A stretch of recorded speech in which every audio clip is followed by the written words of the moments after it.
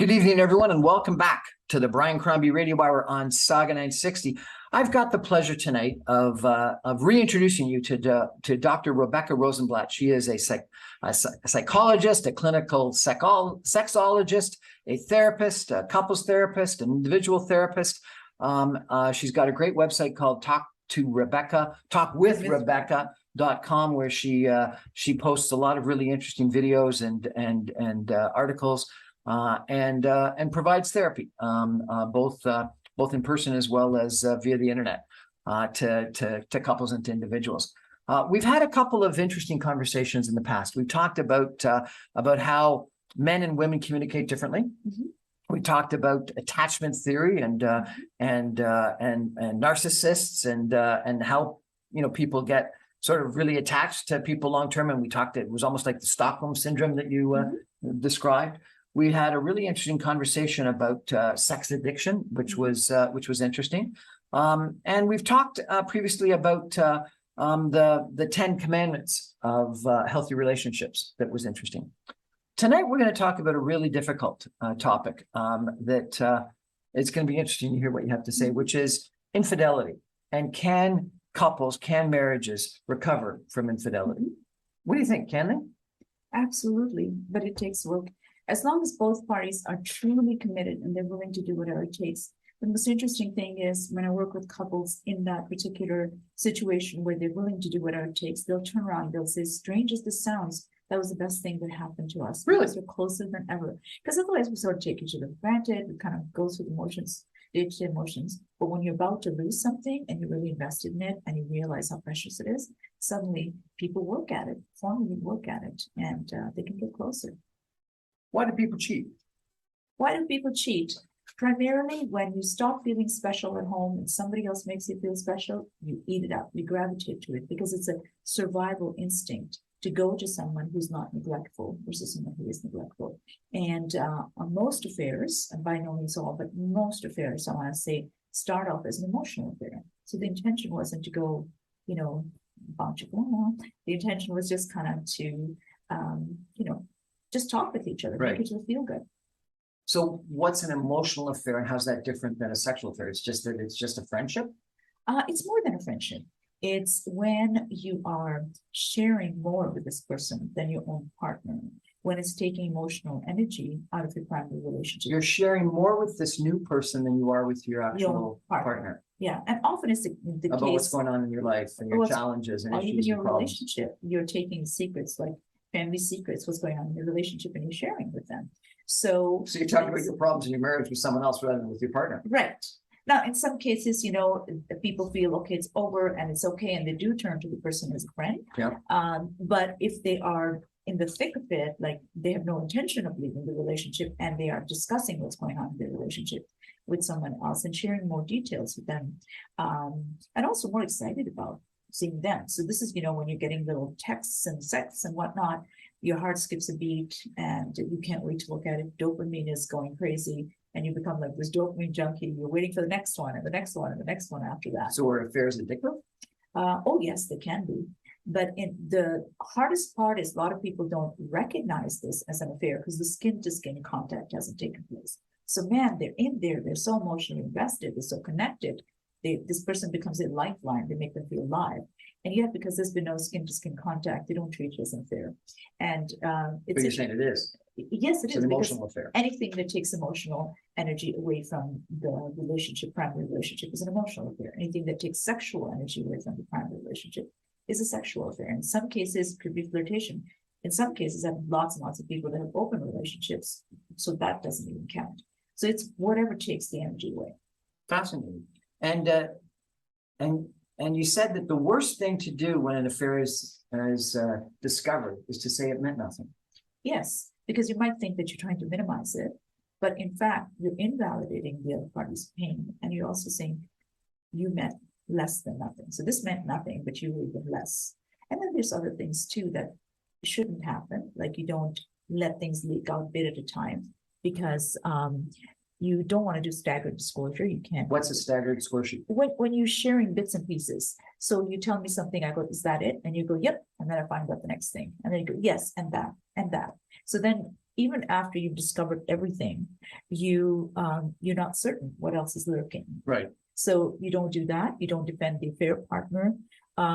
You don't expect your partner not to have feelings. So don't ask me questions. I've already answered that.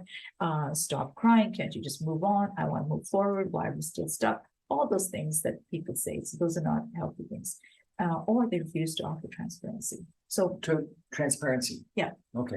But you do have to move on. So like the stop Yes. crying, we have to move on. Isn't that a relevant thing to say? It's let's go to the verb. You work through it together, and Mhm. once you get healthy, yes, you do move on. But just telling someone to move on Doesn't is work. very hurtful. Okay. We're chatting tonight with Dr. Rebecca Rosenblat about infidelity and whether you can get over it. We're going to take a break for some messages and be back in just 2 minutes with Dr. Rebecca Rosenblat, a psychologist, a clinical sexologist, and host of a website called talkwithrebecca.com. Stay with us, everybody.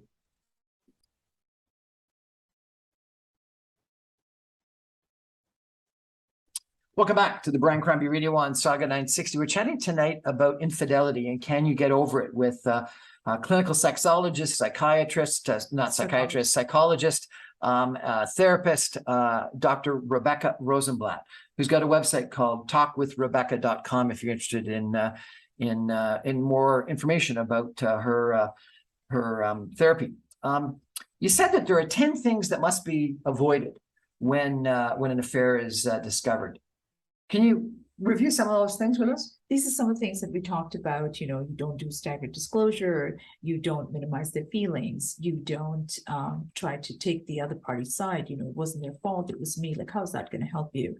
Like you said, yeah, we need to get past it. Yes, we do. But we need to move through healing. We can't just tell them, just get over it and move on. Right. So it's stuff like that. And you said lacking empathy was one of the big ones. Yeah. Explain that. So we need to put ourselves in the other party's shoes and see what they're feeling. We can't just come from our own discomfort. Of course, it feels icky because, we've just been busted. And a lot of people, they just want to move through the crisis. So I'd say, are you in crisis or are you in pain?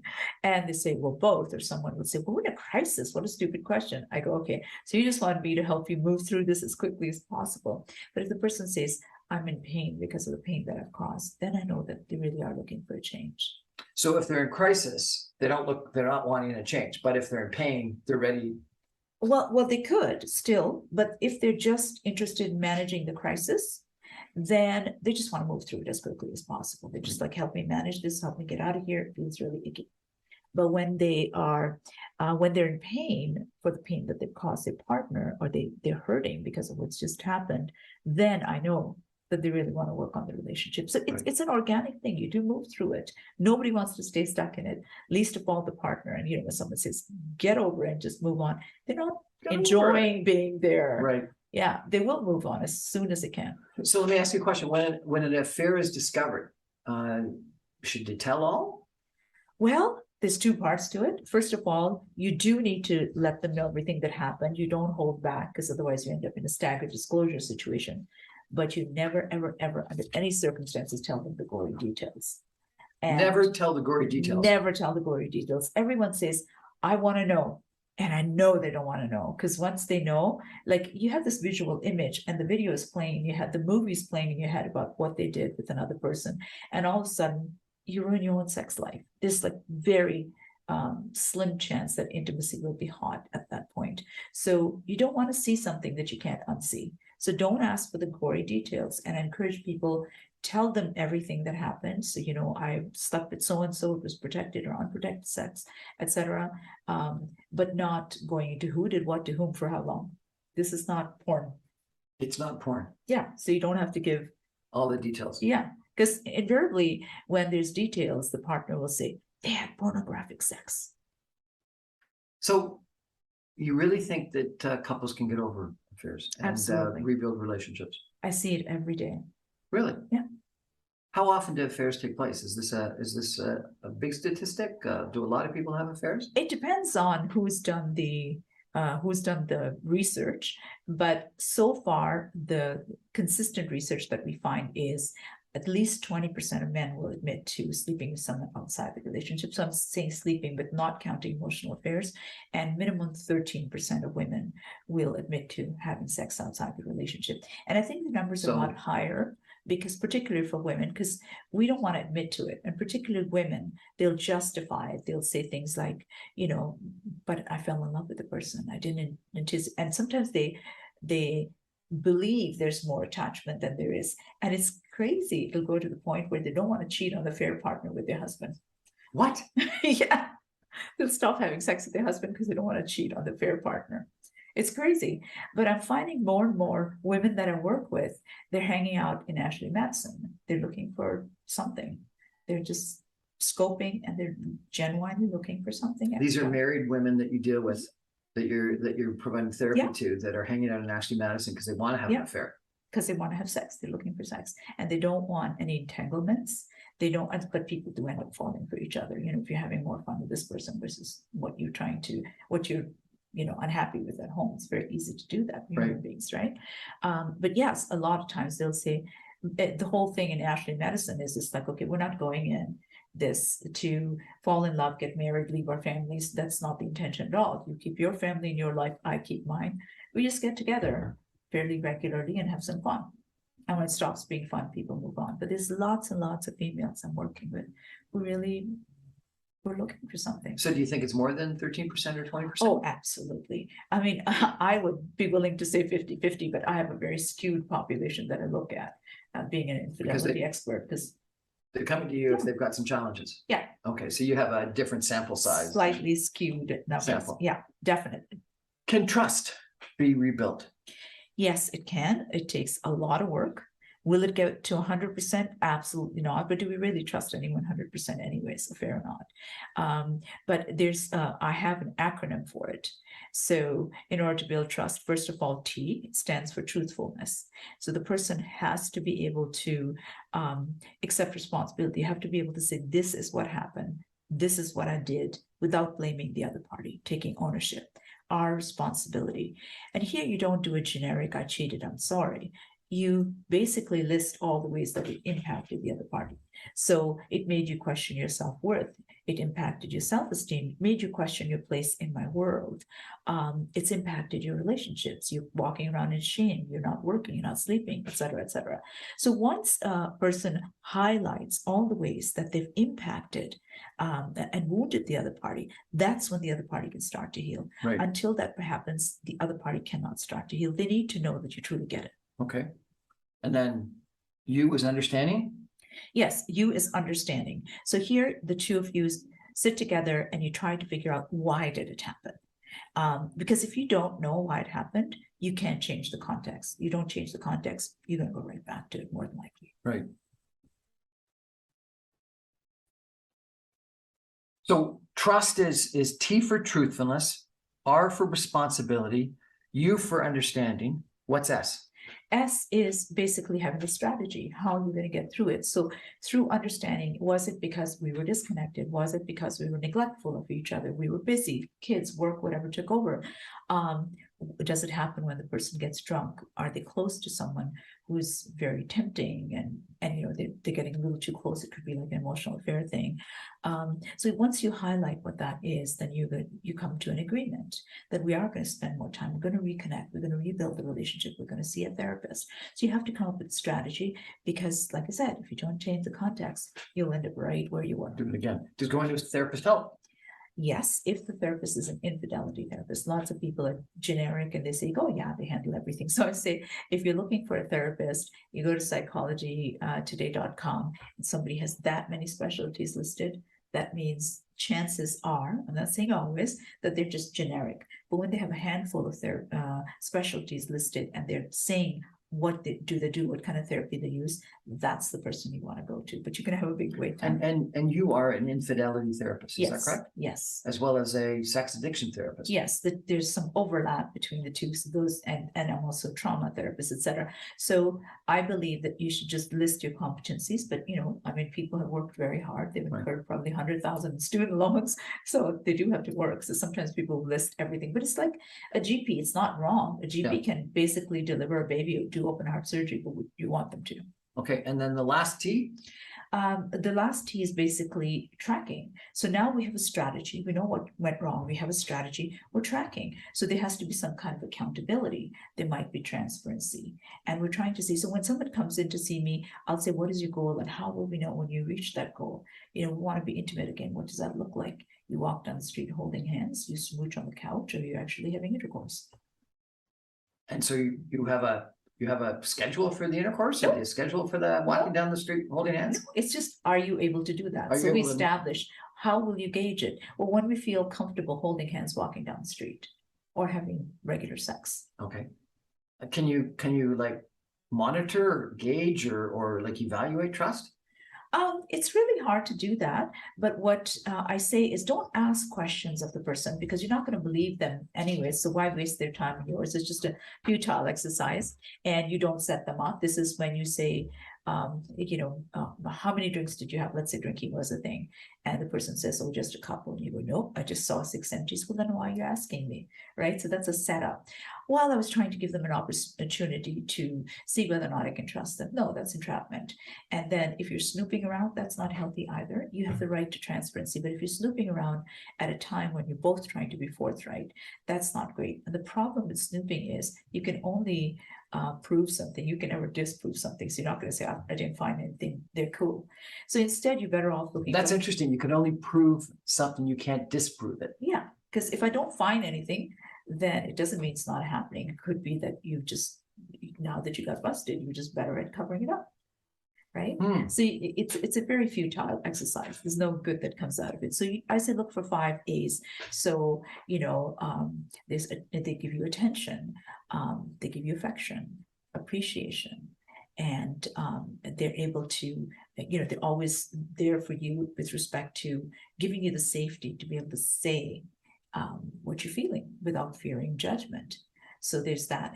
We said attentiveness, affection, appreciation, and affirmation. So there's 4, and then always allowing that safe space so you can be who you are. You can say what you need to say without fearing any kind of judgment or recrimination. We're chatting tonight with Dr. Rebecca Rosenblat about can you recover? Can a couple, can a relationship recover from infidelity? Fascinating conversation. We're going to take a break for some messages and be back in just 2 minutes with Dr. Rebecca Rosenblat. Stay with us, everybody.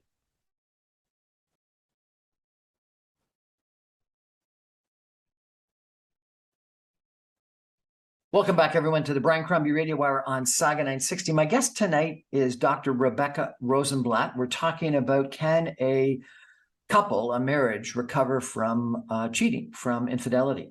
And Dr. Rebecca is convinced that they can if they want to, which I think is kind of interesting. You know, I've heard this line about once a cheater, always a cheater. Do you agree with that? Not necessarily. I have lots of people who, saw the gravity of how much pain they caused. Because when you have a front row seat to the pain you've caused, you don't want to cause it again.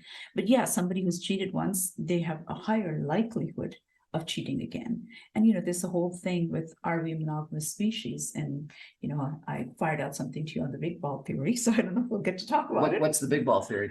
So Dr. Buss, he basically interviewed about 80,000 people in 80 different countries. So different cultures, different socioeconomic status, religion, everything. And what he found was that, and this is interesting, and he did a lot of other scientific study as well, that the male ball to body weight ratio, the bigger it is, the greater the likelihood that the female is going to be promiscuous. And guess what? Humans have the biggest ratio. So if so that's why he calls it the big ball theory. The big ball theory. The big ball theory. The bigger the ball, the greater the likelihood that the female of that species is going to be promiscuous and non-monogamous.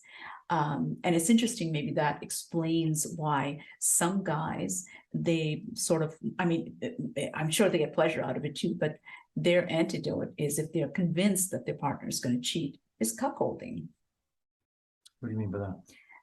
Enjoying watching their partner with someone else. So they feel that you're going to cheat anyways, or I can't satisfy you anyways. So if I give you permission and I am there, then I'm somehow participating. And it's the lies that are the hardest piece. People say, I can get past that, but it's the lies. So we're not lying about it. It's very open. And sometimes they get a lot of pleasure out of watching too.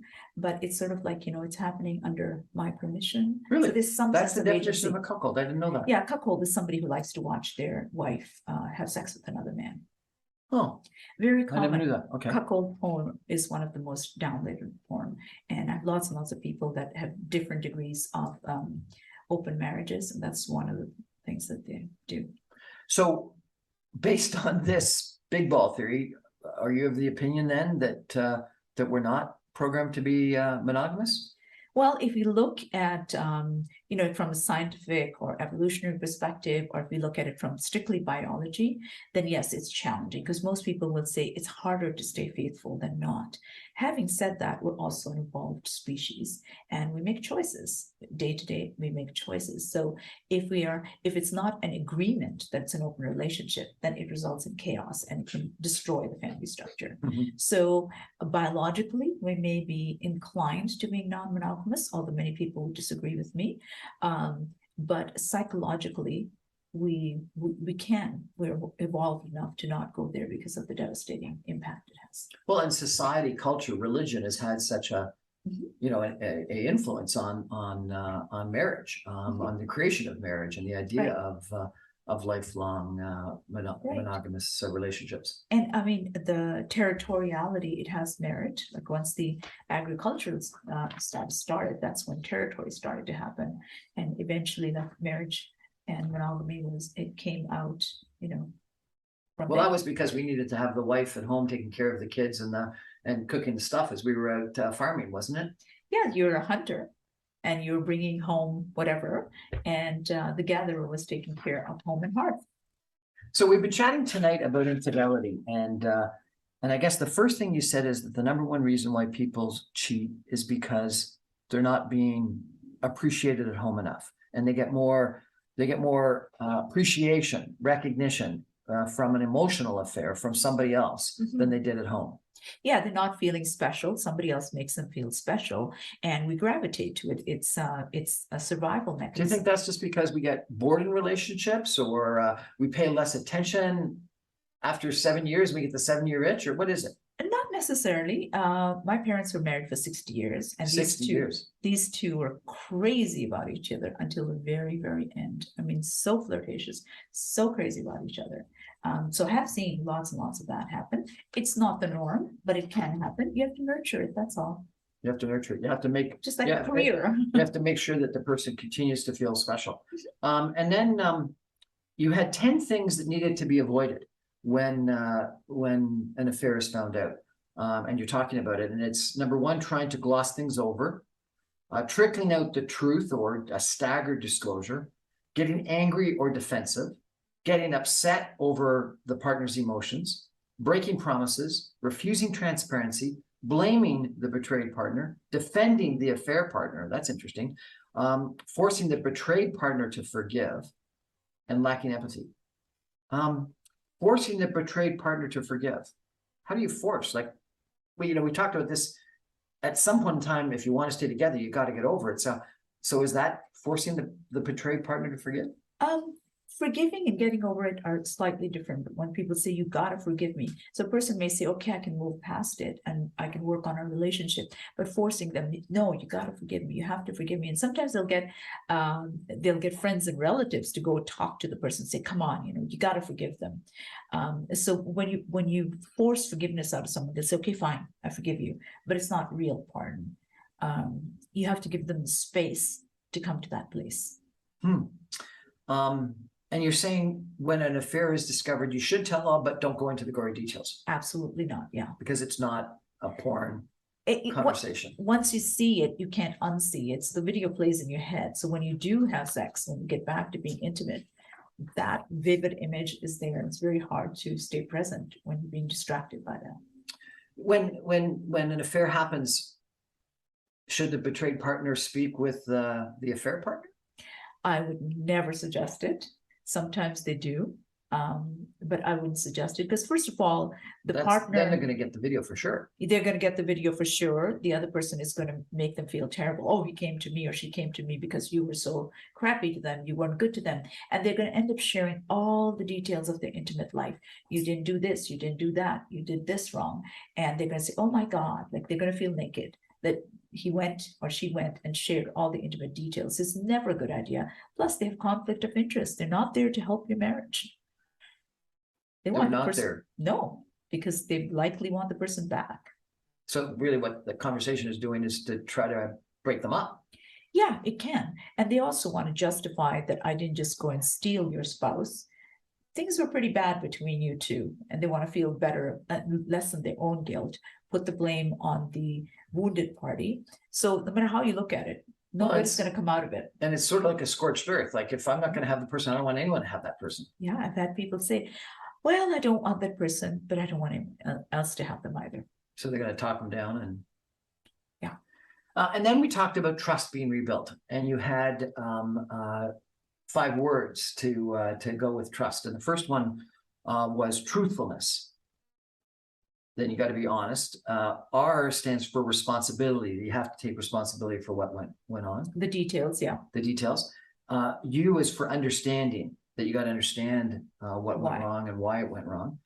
S is for strategy, ensuring that you have a strategy to solve the problem and to move on and to figure out how you're going to work it through. And Right. one of those things might be to talk to a therapist. Talk to a therapist, infidelity therapist. Infidelity therapist, and not someone that's got 10 different things on their resume that Right. they do, but someone that specializes in Yeah. infidelity. And then T is tracking, which I found interesting. You've got to have some plan that you monitor. It's like Right. the old, if it doesn't get measured, it doesn't get managed. So Yeah. you gotta figure out what you're going to do. Absolutely. Yeah. Okay, so that's trust, truthfulness, responsibility, understanding, strategy, tracking.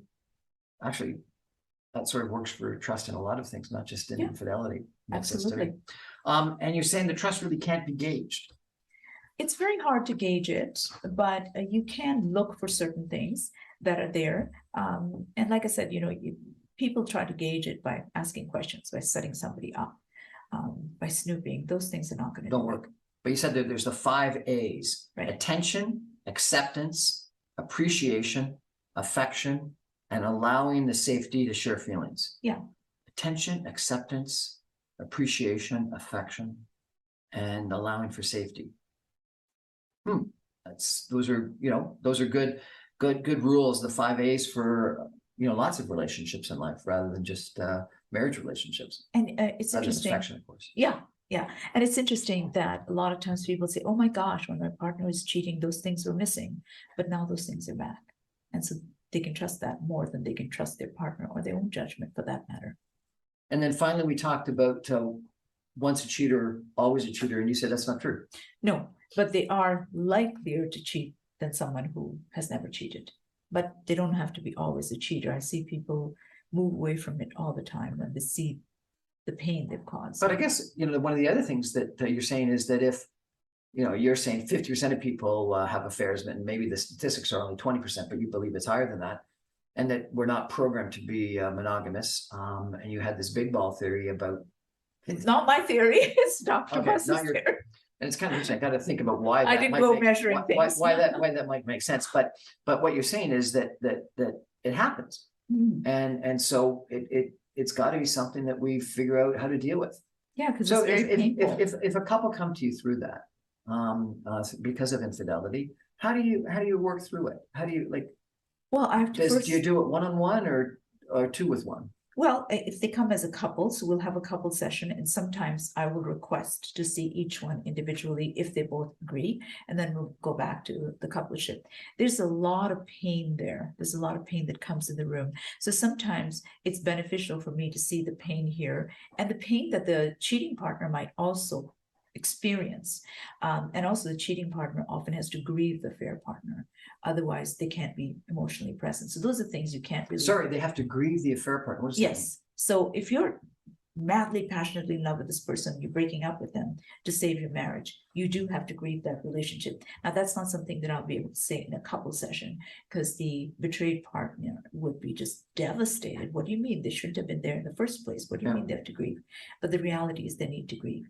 But I would never say that in front of someone who's been cheated upon, because they're in so much pain, and it's hard for them to see what the other party needs to do. When they come in and they ask, can we get over this? What do you say to them? If you're willing to do whatever it takes, and if both of you truly want to get over it, and I'll ask them why. What are their reasons? Are they just doing it for the kids? Are they doing it for finances? Are they doing it because they can't stand to be apart, and they suddenly realize this is really precious, it's worth saving? What a fascinating conversation. Thank you so much for sharing this discussion of how people can get over infidelity. I really I found it interesting. We're going to take a final break and come back with some concluding comments in just 2 minutes. Stay with us, everybody.